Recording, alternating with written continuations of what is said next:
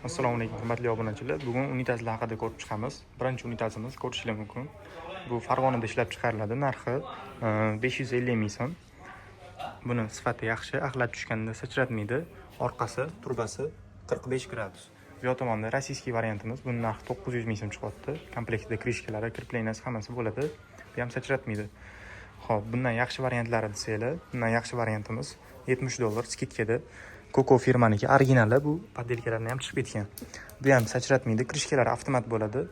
Bundan zo'r variantlari desanglar, bular Pro Bagno firmaniki, devorga yopishib turadi.